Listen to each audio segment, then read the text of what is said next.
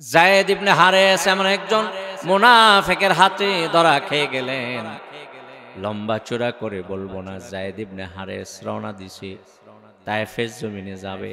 তায়েফ মক্কাতুল মুকাররমা থেকে অনেক দূরে, পাহাড়ি পথ, মরুভূমির পথ পাড়ি দিয়ে হযরতে যায়েদ তায়েফের ময়দানে যাবে। যায়েদ রওনা দিছে, এমন সময় একজন নব মুসলিম আসছে, নতুন মুসলমান হইছে। তার দেখে খুশি হয়ে গেছে, কয় কি ও ভাই কেন আসছো? কয় তুমি নাকি তায়েফ যাইবা, তোমার সাথে একটু তায়েফ যেতে চাই। কয় ভালোই তো হইছে, আমি তো একা একা রওনা দিয়েছিলাম, লম্বা সফর, একা যাইতে বড় কষ্ট, তুমি আমার সাথে সঙ্গী হইলে ভালো হইব। তুমি কয়দিন আগে মুসলমান হইছো। যায়েদ ইবনে হারেস বুঝতে পারে নাই তিনি যে মুসলমান ছিলেন, সে যে মুসলমান, সে যে মুনাফিক ছিল বুঝতে পারে নাই। যায়েদ ইবনে হারেস তাকে সঙ্গে নিয়ে তায়েফের দিকে রওনা দিয়েছে। বহুদূর যাওয়ার পরে ক্লান্ত হয়ে গেছে। কয় ভাই চলো গর্তের ভিতরে একটু বিশ্রাম করি, দেখা যায় সুন্দর একটা গর্ত, ভিতরে গেলে রোদ্রের তাপ লাগে না, আলো লাগে না, আমি ঘুমাই, তুমিও পারলে ঘুমাও, নাইলে বসে থাকো। ওই মুনাফিক কয় ঠিক আছে তুমি ঘুমাও, আমি সজাগ আছি, তোমারে পাহারা দেই।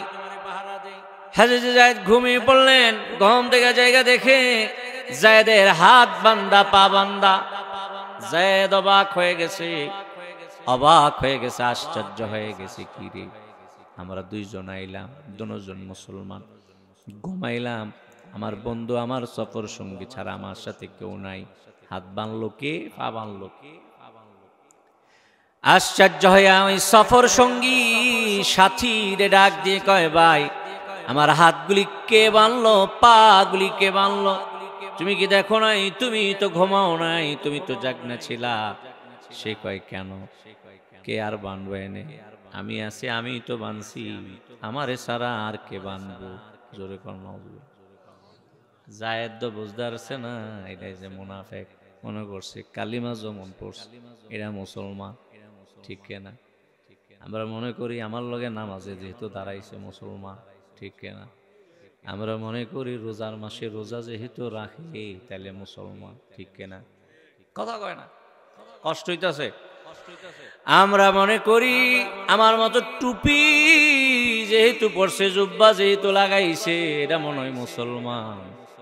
এমনও টুপিওয়ালা আছে নবীর লাশ চুরি করার জন্য ষড়যন্ত্র করছে, ঠিক না?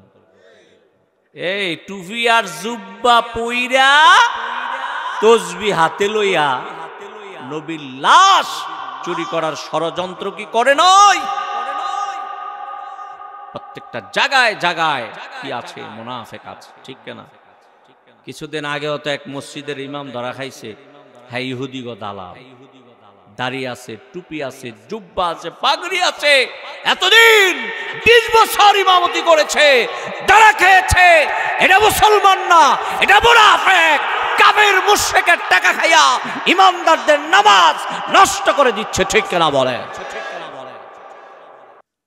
দৌলতপুর মোহাম্মদিয়া নুরানি হাফিজিয়া মাদ্রাসা কর্তৃক আয়োজিত 19তম বার্ষিক ওয়াজ ও দোয়ার মাহফিলের সম্মানিত প্রধান অতিথি হযরত মৌলানা মোহাম্মদ মাহবুবুর রহমান আশরাফি সাহেব, সম্মানিত মুহাদ্দিস এবং ভারপ্রাপ্ত প্রিন্সিপাল আল আমিন কামিল মাদ্রাসা চান্দিনা, আজকে আলোচনা করবেন আজকের এই মাহফিলের প্রধান বক্তা হযরতুল আল্লাম হযরত মৌলানা মুফতি রিজওয়ান রফিকি সাহেব, গাজীপুর। দিগার হযরত উলামায়ে কেরাম, সম্মানিত অতিথিবৃন্দ, আমার সামনে উপবিষ্ট এই এলাকার ধর্মপ্রাণ মুসলমান ভাই ও বন্ধুরা, আল্লাহ পাকের দরবারে আলিশানে শুকরিয়া জ্ঞাপন করছি। আল্লাহ পাক আমাদের সকলকে এই বেহেশতের বাগানে আগে আগে আসার তৌফিক দান করেছেন, তাই আমরা সকলে পড়ছি আলহামদুলিল্লাহ।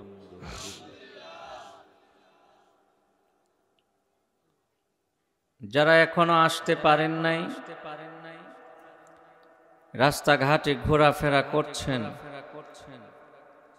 দোকানে পাটে আছেন, পাক শাকের জায়গায় আছেন,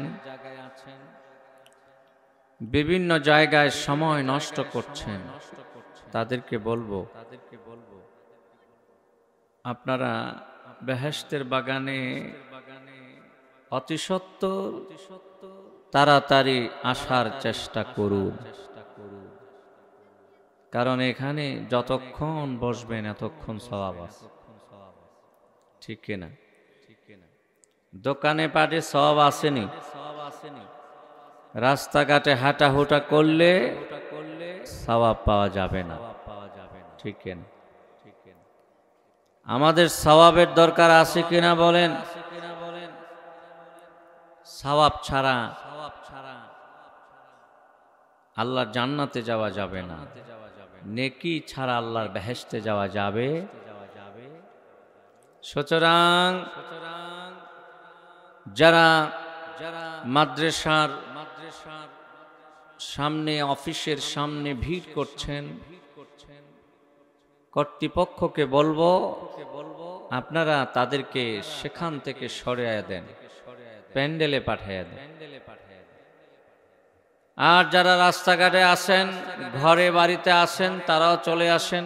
মা বোনেরা শুধু ঘরে থাকেন, পুরুষদেরকে বেহেশতের বাগানে পাঠাইয়া দেন।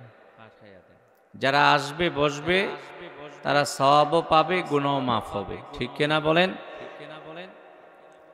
আজকে এই মোবারক মাহফিলের পক্ষ থেকে আমরা দুরুদ ও সালাম প্রেরণ করছি সুদূর, বহুদূর, অনেক দূর সোনার মদিনা। সম্মানিত হাজিরি, আমরা যারা চলে এসেছি, আমরা যারা বসে গেছি বেহেশতের বাগানে, আগে আসার কারণে কি আমাদের কোনো ক্ষতির সম্ভাবনা আছে? শুনেছি আগে আসলে নাকি বাগে খায়। হ্যাঁ, আজকে যারা আগে আসছেন আপনাদেরকে কি বাগে খাইব? আগে আসলে সওয়াব পায়, ঠিক কিনা? যারা আজকে এই মাহফিলের শুরুতেই বেহেশতের বাগানে চলে এসেছেন, বোঝা যায় আপনাদের নিয়তটা অনেক ভালো, ঠিক কিনা? পরে তো আইবই, কত মানুষ আইব না? বিভিন্ন কারণে মাহফিলের শেষে অনেকে আসতে পারে, বিভিন্ন কারণে। কিন্তু যারা আজকে এশারের নামাজ পড়ে বেহেশতের বাগানে আসতে দেরি করেন নাই, আমার বিশ্বাস আপনারা আল্লাহকে রাজি এবং খুশি করতে এসেছেন। আমার বিশ্বাস আছে এই উসিলায় আল্লাহ আমাদেরকে আপনাদেরকে ক্ষমা করে দিবে। আল্লাহ পারে না? আল্লাহ সব পারে, আল্লাহ সব পারে। আল্লাহ গুনাহগারকে ক্ষমা করতে পারে, আল্লাহ পাক ধনীরে গরিব বানাইতে পারে, গরিবের ধনী বানাইতে পারে, ঠিক কিনা? আমরা যারা এখানে এসেছি আমরা আল্লাহকে রাজি খুশি করতে এসেছি, ঠিক কিনা বলে? আমরা এখানে যারা এসেছি আমাদের মধ্যে কেউ হিন্দু নাই, বৌদ্ধ নাই, খ্রিস্টান নাই, আছে? আজকের মাহফিলের প্যান্ডেলে এ পর্যন্ত যত মানুষ পৌঁছে গেছেন আপনাদের মধ্যে অন্য ধর্মের কেউ নাই, আমরা সবাই মুসলমান। আমরা সবাই মোমেন, আমরা সবাই আল্লাহর উপর বিশ্বাস স্থাপন করেছি। আমরা আল্লাহকে মানি, নবীজিকে মানি, আল্লাহর তাওহীদের উপরে বিশ্বাস আমাদের আছে। আমার দয়াল নবী সাল্লাল্লাহু আলাইহি সাল্লামের রিসালাতের উপরে বিশ্বাস আছে। আছে না? বিশ্বাস, এইগুলির উপর বিশ্বাস যদি না থাকে মুমিন হওয়া যাবে? বলেন যাবে? সম্মানিত হাজিরিন, এই পৃথিবীতে আল্লাহ পাক মানুষ সৃষ্টি করে প্রেরণ করেছেন। এই পৃথিবীতে আদম আলাইহিস সালামের মাধ্যমে আল্লাহ পাক মানুষ জাতিকে প্রেরণ করেছেন। আল্লাহ পাক পবিত্র কোরআনের মধ্যে বহু জায়গায় মানুষদেরকে ডাক দিয়ে দিয়ে কথা বলেছেন। আল্লাহ পাক বলেছেন, ইয়া আইয়ুহাল ইনসানু মা গররাকা বিরাব্বিকাল কারীম। আল্লাহ বলেছেন, ও মানব জাতি, ও মানুষ জাতি, তোমাদেরকে কোন জিনিস আমি রব্বে কারীম থেকে দূরে সরায়া রাখছি? কে তোমাদেরকে আমি সৃষ্টিকর্তা থেকে দূরে সরায়া রাখছি? আমি তো তোমাদেরকে বড় আদর করে বানাইছি, আমি তো তোমাদেরকে বড় মায়া করে সৃষ্টি করেছি। তোমরা এই রব্বে কারীম থেকে দূরে কেমনে সরে রইলা? রব্বে কারীম থেকে তোমাদেরকে কোন জিনিস দূরে সরায়া রাখছে? আল্লাহ পাক কোরআনের বিভিন্ন জায়গায় মানুষ জাতিকে ডাক দিয়ে দিয়ে কথা বলেছেন। সুবহানাল্লাহ। মানুষ হইল আশরাফুল মাখলুকাত, সমস্ত সৃষ্টির সেরা হইল মানুষ, ঠিক কিনা? এই মানুষ জাতিকে আল্লাহ পাক যখন সৃষ্টি করে রূহের জগতে রেখেছিলেন, তখন আমাদের বডিটা বানানো হয় নাই, সৃষ্টি হয় নাই। আমাদের রূহগুলি সৃষ্টি করে আল্লাহ আলমে আর ওয়াহাতে রেখেছিলেন। ওই সময় আমাদেরকে প্রশ্ন করেছিলেন, আলাস্তু বিরাব্বিকুম? আল্লাহ বলেছিলেন, আলাস্তু বিরাব্বিকুম? আমি কি তোমাদের রব নই, প্রভু নই? আমরা বলেছিলাম, ক্বালু বালা। আমরা জবাব দিয়েছিলাম, রব্বুল আলামিন, তুমি আমাদের রব, তুমি আমাদের পালন কর্তা। ওই সময় মুসলমানেও বলছে, কাফেররাও বলছে, মুনাফিকরাও বলছে। মুসলমান, কাফের, মুনাফিক সবাই একসাথে বলছে বালা, মানে আপনি আমাদের রব। সুবহানাল্লাহ কইতেন। এটা বলছেননি? কথা কয় না। এটা কইছেননি আপনারা? সবাই বলছেন, মনে নাই আর কি। কোরআনে আছে, বিশ্বাস করি, বলছি যে বিশ্বাস করি, ঠিক না? সম্মানিত ভাইয়েরা, ওই সময় আল্লাহকে রব স্বীকার করেছিলাম আমরা সবাই, কিন্তু দুনিয়ায় আইসা আমরা সবাই ভুলে গেছি। যদিও আমরা সবাই ভুলে গেছি, কিন্তু এই কথাটা পুঙ্খানুপুঙ্খানুভাবে পালন করেছে, বিশ্বাস স্থাপন করেছে মুসলমানেরা, মোমেনেরা, ঠিক না? আমরা যেমন কইছি কাজটাও এমন করছি, ঠিক না? বলে আল্লাহ পাক মানুষ জাতিকে 3 ভাগে বিভক্ত করে দিয়েছেন। দুনিয়ার জমিনে মানুষেরা আসার পরে 3 ভাগে বিভক্ত হয়ে গেছে। এক দল হলো মোমেন, আরেক দল হলো মুনাফিক, আরেক দল হইল কাফের। মোমেন এক দল, মুনাফিক আরেক দল, কাফের আরেক দল। এছাড়া অন্য কোনো মানুষ দুনিয়াতে নাই। কেউ মোমেন, কেউ মুনাফিক, কেউ কাফের, ঠিক না? আল্লাহ পাক আবার এই তিন গ্রুপের নামে কোরআনের মধ্যে আয়াত সূরা নাজিল করেছেন। সূরাল মুমিনুন, সূরাল মুনাফিকুন, সূরাল কাফিরুন। বুঝেন নাই? মানুষ জাতি দুনিয়ায় আসার পরে তিন ভাবে বিভক্ত হয়ে গেছে, তিনটা ভাগে বিভক্ত হয়ে গেছে। আল্লাহ পাক তিন গ্রুপের নামে কোরআনে সূরা নাজিল করছে। ভাগ্য হগল চুরি ভালো দেয়া যায়। কথা বলেন না কেন? কপাল হগল চুরি বালা, হগলতের নামে সূরা নাজিল হইছে। তো কারুনের নাম, ফেরাউনের নাম কোরআন শরীফে আছে না? কপাল খুলে গেছে মনে হয়। কোরআন শরীফে থাকলে কি কপাল খুলে যায়? আবুল আহাবের নাম আছে না? আল্লাহ পাক কেন আনছে? তার উপর লানত দিয়ে কোরআনে আল্লাহ পাক তার নাম উল্লেখ কইরা কোরআন আয়াত নাযিল করছে। ঠিক কিনা বলেন?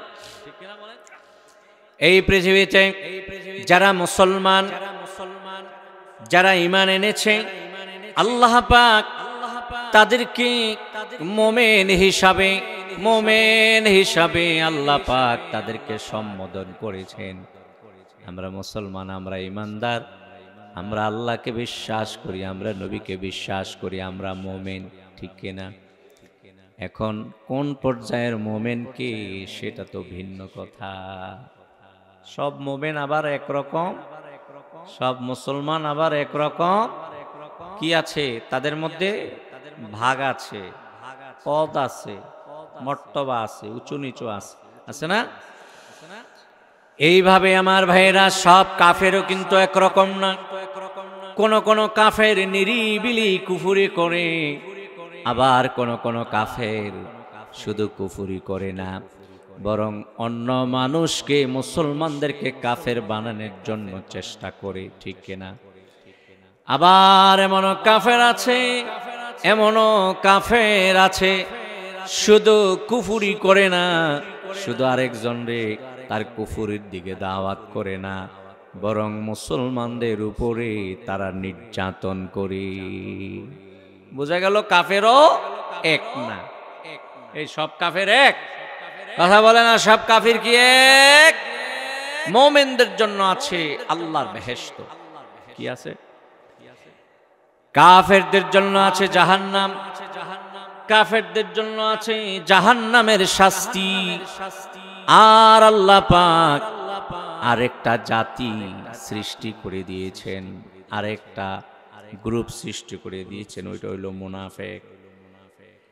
আল্লাহ পাক পবিত্র কোরআনের মধ্যে বলেন, বাশশিরিল মুনাফিকিনা বিআন্না লাহুম আযাবান আলীমা।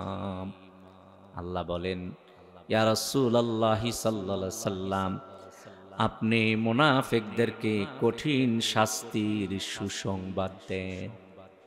আল্লাহ কি কয়? কয় নবী মুনাফিকদেরকে শাস্তির সুসংবাদ দেন। কোন তো আযাব আর শাস্তির কি সুসংবাদ হয়? আল্লাহ দি কয় সুসংবাদ দিত। আল্লাহ এটা কি কইল? হ্যাঁ, অনেকে মনে করেন আল্লাহ কি বলল, আযাবের তো কোনো সুসংবাদ হয় না।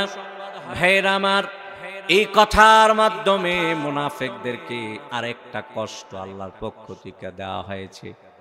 কারণ কেউ যদি আপনারে ডাক দিয়ে কয়, হন শুনি তোমার লাগে আজকে একটা সুসংবাদ আছে, বাইর যাও না, বাজারে ঘুরাঘুরি করো, সুসংবাদ আছে, বাইর যেয়ে দেহ। কয় কি সুসংবাদ? হ্যাঁ তো খুব খুশি। কয় ভাই তোমার বউ মারা গেছে। সুসংবাদ? দুঃসংবাদ না? কিন্তু কথাটা বলার কারণে তার কলজায় একটা আঘাত লাগছে নি? কথা কয় না।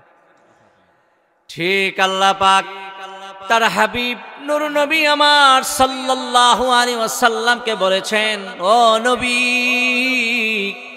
মুনাফিকদেরকে কঠিন শাস্তির সুসংবাদ দেন। তার মানে একদিকে শাস্তি তো আছেই, জাহান্নামের শাস্তি। এই কথার মধ্যে আল্লাহ আরেকটা মাইর মুনাফিকদেরকে দিয়ে দিছে। ঠিক কিনা? মুনাফিক আসেনি এখন এই যুগে? না, নবীর যুগে আসছিল। এখন কম না বেশি? আরে নবীর যুগে মানুষ তো কম আছিল, মুনাফেকও ধরতে গেলে কমই আসছিল। হ্যাঁ, এখন এমন বাড়ছে মুনাফেক, কি ফেক মুনাফেক, এত বেশি বেড়ে গেছে মুনাফেক। মুনাফেকদের জ্বালায় কোনো কাজ করা যায় না, তারা শান্তি দেয় না, মুমিনদেরকে শান্তি দেয় না। যারা ভালো করে চলতে চায় তাদেরকে শান্তি দেয় না, যারা নামাজ পড়তে চায় তাদেরকে শান্তি দেয় না, যারা ভালো কাজ করতে চায় তাদেরকে শান্তি দেয় না। তারা জায়গায় জায়গায় দুষ্টামি আর মুনাফিকি করে, ঠিক কিনা? সব জায়গায় মুনাফিক, সব জায়গায় মুনাফিক, কথা কয় না, আসেনি? দেখেন না, একটা সরকার গেছে আর একটা সরকার আইছে না? এই সরকারটা কিন্তু বেশি দিন থাকতো না, অন্য আরেকটা আইব না? এখন মুনাফিক দেখেননি আপনারা? কথা কয় না। যেদিকে তাকাই শুধু মুনাফিক দেখতে পাই। মুনাফিক কারা জানেননি? মুনাফিক শুধু কাফেরের মধ্যে আছে এমন নয়, মুসলমানের মধ্যেই বেশি মুনাফিক আছে, ঠিক কিনা? আল্লাহর হাবিবের দরবারে অনেকেই মুসলমান হয়েছে, বাহ্যিক দৃষ্টিতে সবাই মনে করেছে সে মুসলমান, সে তো মুসলমান, সে তো আমার ভাই। কিন্তু পরে দেখা গেল সে মুসলমানের বিরুদ্ধে তলে তলে কাজ করে।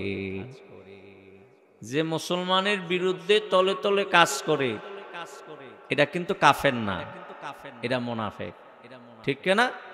ঈমান আছে কিন্তু আবার বিরুদ্ধে কাজ করে, আসলে সে ঈমান আনে নাই, ঠিক কিনা বলেন?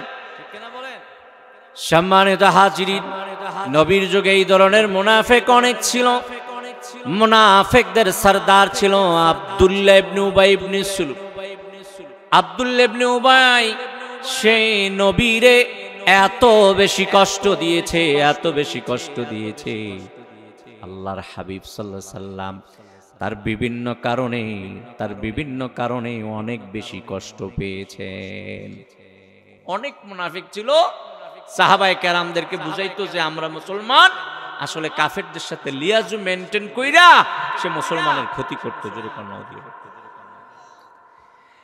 আল্লাহর নবীর একজন সাহাবী ছিলেন, আল্লাহর হাবিবের একজন সাহাবী ছিলেন যায়েদ ইবনে হারেস।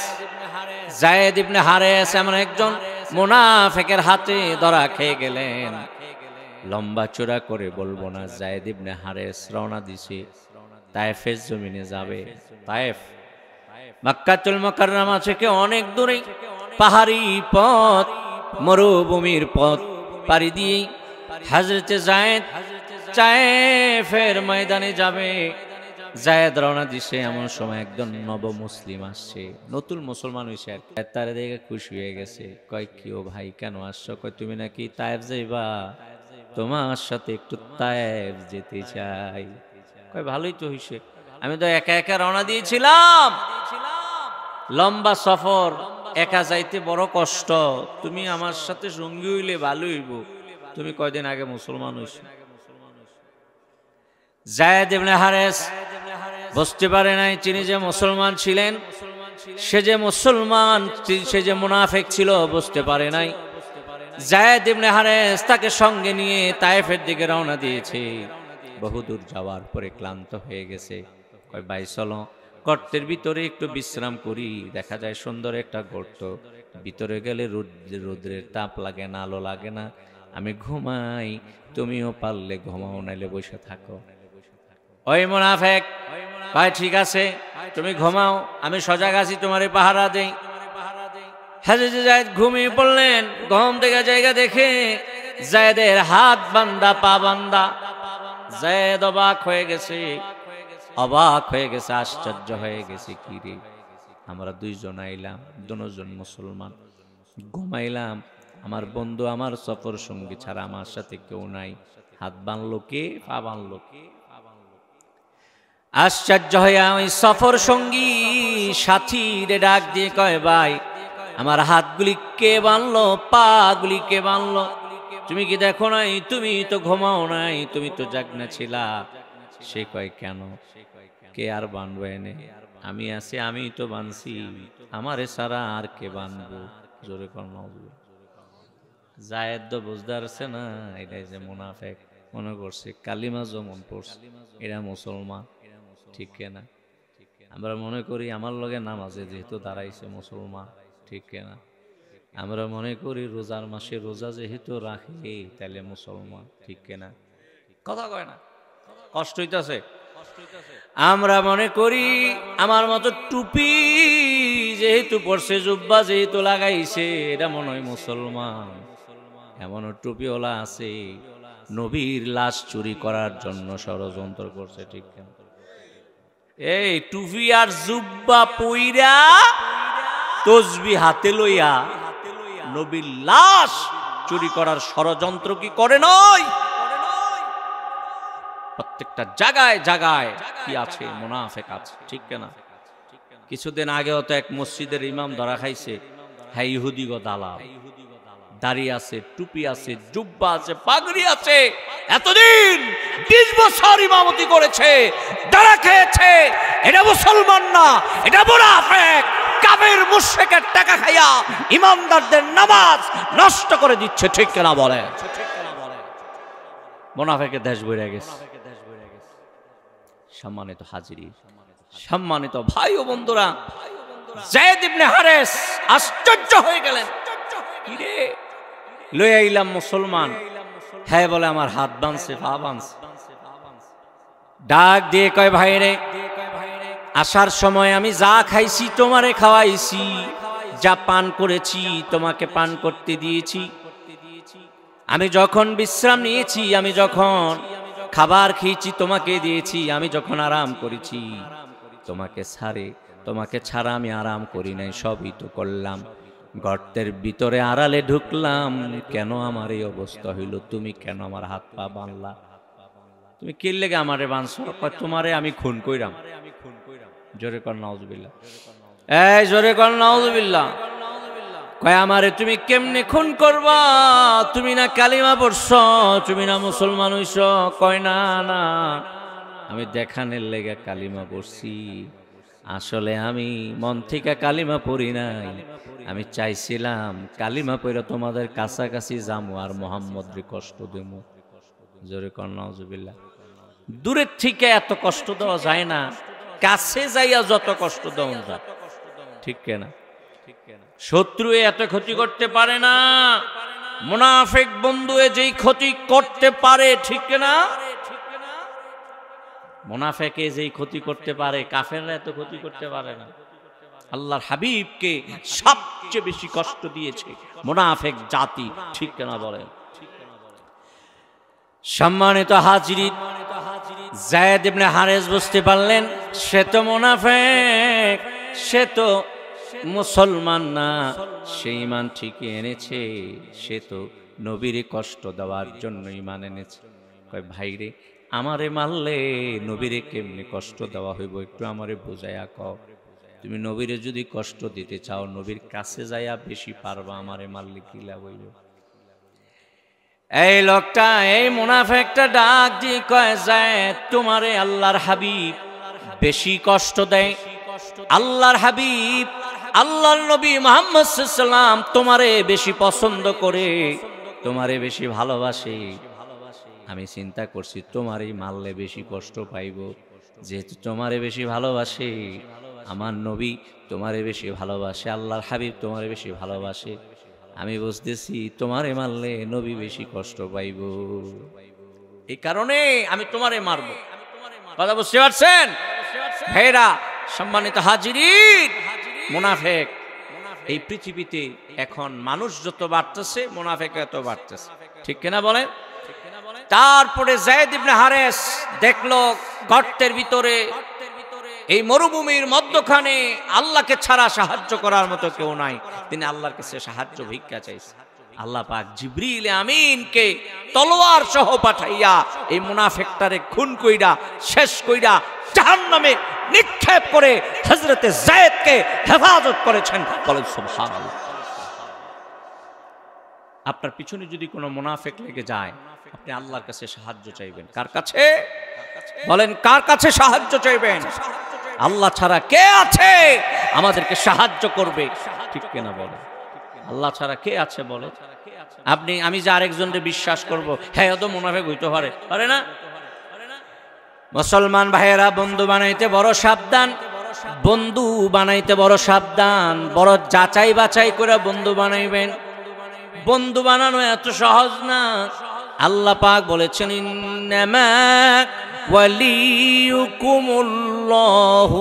ওয়া রাসূলুহু ওয়াল্লাযীনা আমানুল্লাযীনা ইউকিমুনাস সালাতা ওয়া ইউতুনাজ যাকাতা ওয়া হুম রাকিউন। আল্লাহ পাক বলে, তোমাদের এক নাম্বার বন্ধু হইল আমি আল্লাহ। আল্লাহ হইল আমাদের এক নাম্বার বন্ধু, ঠিক কিনা? তারপরে আল্লাহর হাবিব কয়, আমার পরে যদি কাউরে বন্ধু বানাইতে হয় তাইলে আমার নবীরে বানাও। সুবহানাল্লাহ কইতেন। ইন্নামা ওয়ালিয়ুকুমুল্লাহ, তোমাদের বন্ধু, তোমাদের অভিভাবক হইল আল্লাহ, ওয়া রাসূলুহু, এবং তোমাদের বন্ধু অভিভাবক হইল রসুল, দয়াল নবী। সুবহানাল্লাহ। আল্লাহ বন্ধু হিসাবে, অভিভাবক হিসাবে আমাদের যে উপকার করতে পারবে, দুনিয়ার কোনো মানুষ আমাদেরকে এইভাবে উপকার করতে পারবে না, ঠিক কিনা? আল্লাহ তো দুনিয়ায় উপকার করবে, কবরও করবে, হাসরও করবে, বেহেশতের মধ্যে করব, ঠিক কিনা? দুনিয়ার যত বন্ধু বান্ধব আছে রে, সবাই একদিন পর হইয়া যাইব। কেউ আর বন্ধু থাকবে না, কেউ আর আদর করবে না, মায়া করবে না। সব বন্ধু হারাইয়া, সব অভিভাবক ছাইরা তোমারে আমারে অন্ধকার কবরে যেতে হবে, ঠিক কিনা? বন্ধু বানাইতে বড় সাবধান। আল্লাহর একজন ওয়ালি বলেছেন, আই বেরাদার দুর্বাস জিয়ারে বদ, আই বেরাদার দুর্বাস জিয়ারে বদ, यारे बद बद तरबु अद मारे बद, मारे बद तन्हा तोरा बर जाजनात, यारे बत्तर जानो ईमानद जना। আল্লাহর একজন ওলি বলে, দুনিয়ার মানুষ তোমরা খারাপ বন্ধু থেকে দূরে থাকো। কেন?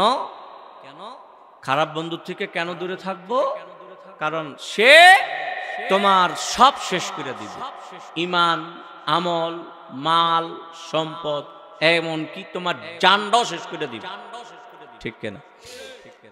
আপনারা কি কোনোদিন শোনেন নাই বন্ধু বন্ধুরে মারছে? আপনারা কি শোনেন নাই স্বামী স্ত্রীরে মারছে? আপনারা কি শোনেন নাই স্ত্রী স্বামীরে মারছে? শুনছেন? দৌলতপুর গ্রামের ভিতরে থাহেন, জানেন না মনে? হ্যাঁ, এই রোডের লগে থাকেন, বুঝেন না? পেপার পত্রিকা পড়েন না? মোবাইল দেখেন না? কি একটা চলতেছে দেশটার মধ্যে। একজন আরেকজনকে খুন করে, বেশিরভাগ তালাশ করে দেখবেন আপন আপনকে খুন করে, ঠিক কেনা বলে? আপনে আপন রে যত সহজে মারতে পারে, পরে মারতে পারে না। কারণ মারণের লেগে কাছে যাওয়ান লাগে। শত্রু কাছে এলে তো আপনি এমনি সাবধান হয়ে যাবে, ঠিক কেনা?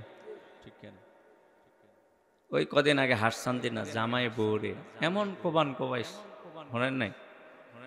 কোবায়া একদম শেষ করে ফেলছে, অথচ দুইটা বাচ্চা আছে। নাউজুবিল্লাহ। এর আগে গৌরীপুর বাজারে বন্ধু বন্ধুরে মাইরা খুন কইরা বালির তলে খাদায় রাখছে। শুনছেন হয়তো বা ছেলেরা আপনাদের ইটগঞ্জ এলাকার, তারা এখান থেকে নিয়ে গরিবুর বাজারে মাইরা বালুর টালের তলে রেখে দিস। আয় বেরাদার দুর্বাস ইয়ারে বাদ, ইয়ারে বাজ বাজ চারবু আজ মারে বদ। খারাপ বন্ধু সাপের চেয়েও খারাপ, ফানক সাপের চেয়ে বেশি খারাপ, ঠিক কিনা? সাপ আপনাকে দংশন করলে, কামড় দিলে আপনি শেষ হয়ে যাবেন, কিন্তু আপনার সম্পদগুলি আরেকজনে খেতে পারবে।